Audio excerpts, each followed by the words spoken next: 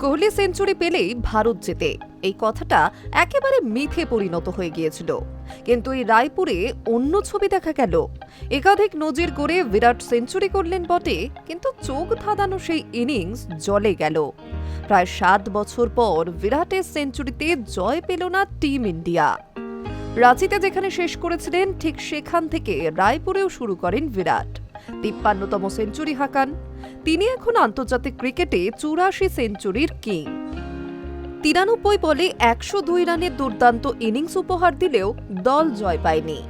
এমন ঘটনা ঘটল পাক্কা 6 বছর 9 মাস পর। 2019 সালের মার্চ মাসে রাঁচিতে অস্ট্রেলিয়ার বিরুদ্ধে কোহলি সেঞ্চুরি পেলেও হেরে গিয়েছিল ভারত। সেই ম্যাচে কোহলি 95 বলে 123 রান করেছিলেন, অর্থাৎ 2462-র পর রায়পুরে বিরাটের সেঞ্চুরির সত্ত্বেও হেরে গেল ভারত। 2017 সালের অক্টোবরেও এমনটাই হয়েছিল। সেদিন ওয়াংখেড়ে স্টেডিয়ামে ভারতের বিরুদ্ধে ছিল নিউজিল্যান্ড। ওয়ানডেতে 53 সেঞ্চুরি রয়েছে কোহলির, এর মধ্যে 8টিতে হেরেছে টিম ইন্ডিয়া। তবে 2025-এ অসাধারণ ফর্মে রয়েছেন তিনি। 12 ইনিংসে 58.60 গড়ে 586 রান করেছেন।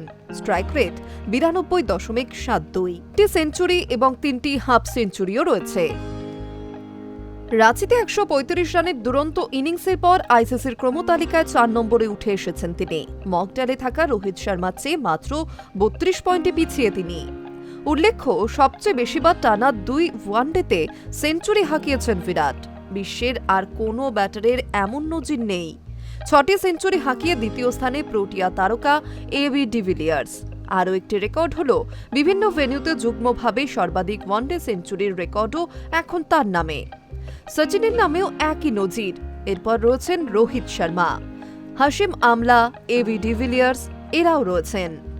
এমন দুর্ধর্ষ সেঞ্চুরির পর চেনা ভঙ্গিতে সেলিব্রেশনে মেতে ওঠেন বিরাট, যা প্রাণ সঞ্চারিত করে গোটা স্টেডিয়ামে। দর্শকদের চিৎকারে তখন কান পাতা দায়। বলা বাহুল্য, বিরাট এবং ঋতুরাজের ইনিংসের সৌজন্যে ভারত 358 রান করে। সেই ম্যাচ 4 বল বাকি থাকতে 4 উইকেটে জিতে সিরিজের সমতায় ফেরে দক্ষিণ আফ্রিকা। High news network.